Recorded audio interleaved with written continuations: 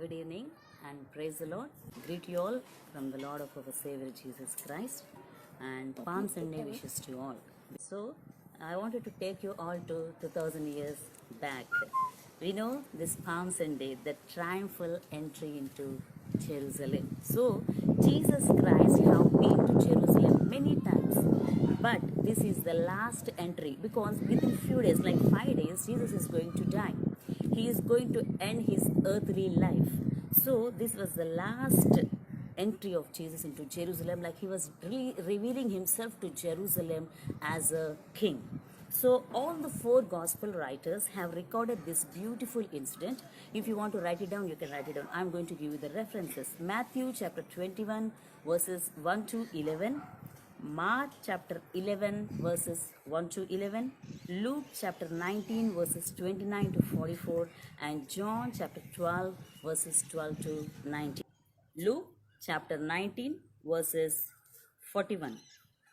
As he approached Jerusalem and saw the city, he wept over it and said, "If even you had only known on this day what would bring you peace, but now it is hidden from your eyes. The days will come upon you when your enemies will build an embankment against you and encircle you and hem you on every side. They will dash you to the ground, you and the children within your walls. They will not leave one stone on another because you do not recognize the time of God's coming to you." So here, Jesus, it was a beautiful word written, he wept.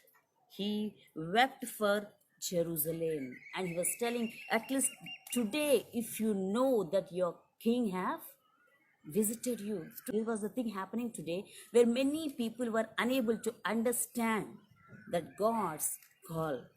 This Palm Sunday was a prophecy fulfillment. If you go back to Zechariah, book of Zechariah chapter 9 verses 9. "Rejoice greatly, daughter Zion. Shout, daughter Jerusalem. See, your king comes to you, righteous and victorious, lowly and riding on a donkey, on a colt, the foal of a donkey." This was a beautiful prophecy prophesied by Zechariah before many years, which was fulfilled on the day of Palm Sunday. Here we see the people singing. Luke chapter 19, 38.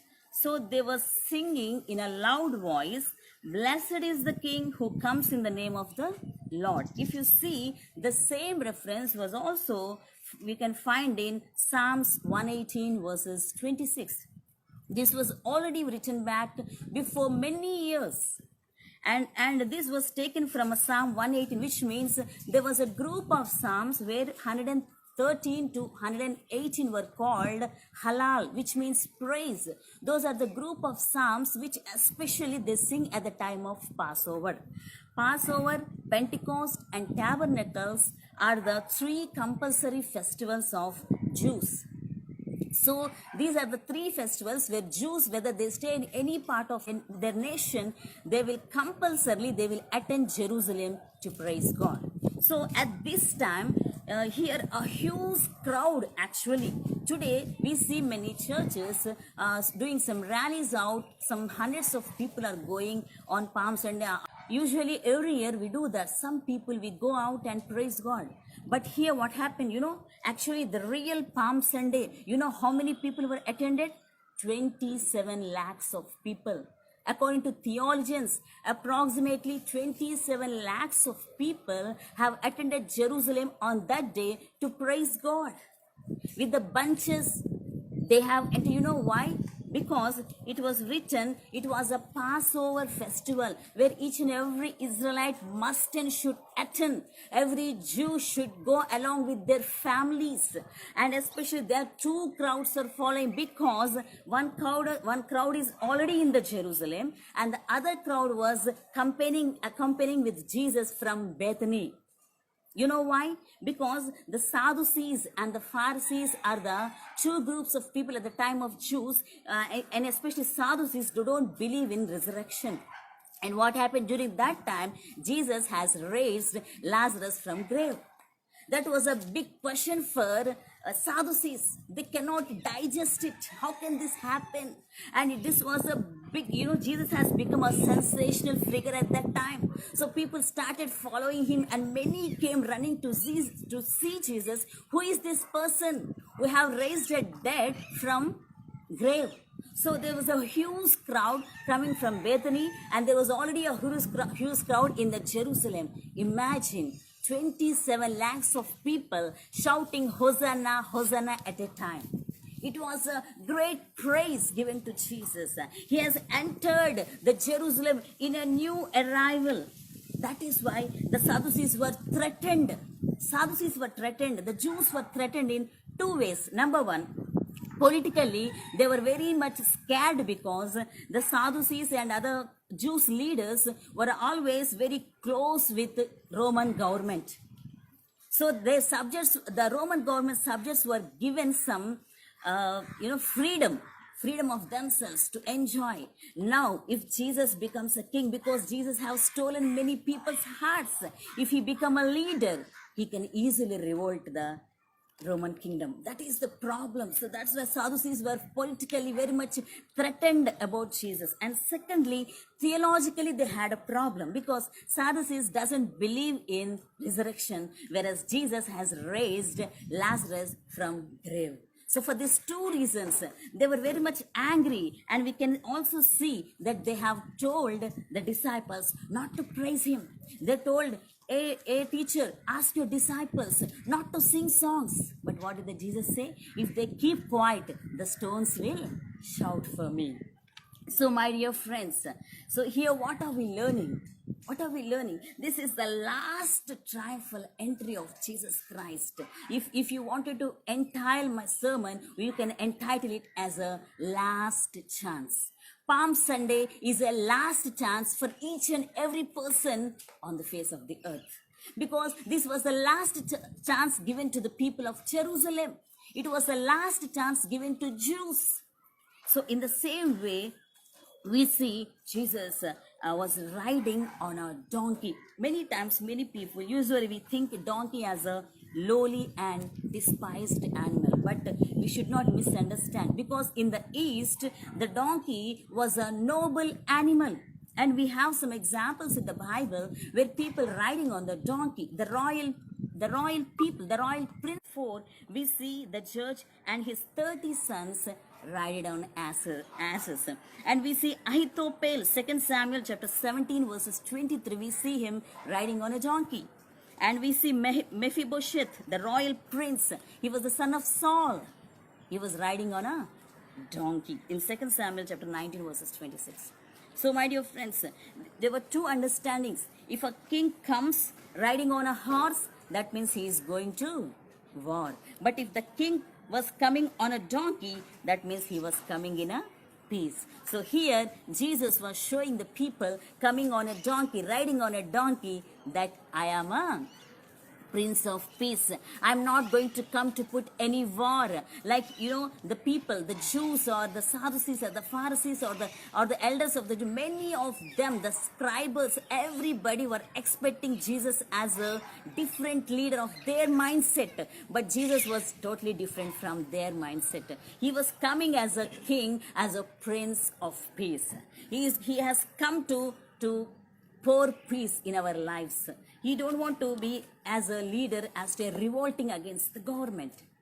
So here, especially what I wanted to tell you is, he is giving a warning to all the people, because the last chapters of each and every gospel was called as eschatological chapters. So in these eschatological chapters, Jesus was giving us a teaching that be prepared for the second coming of Christ.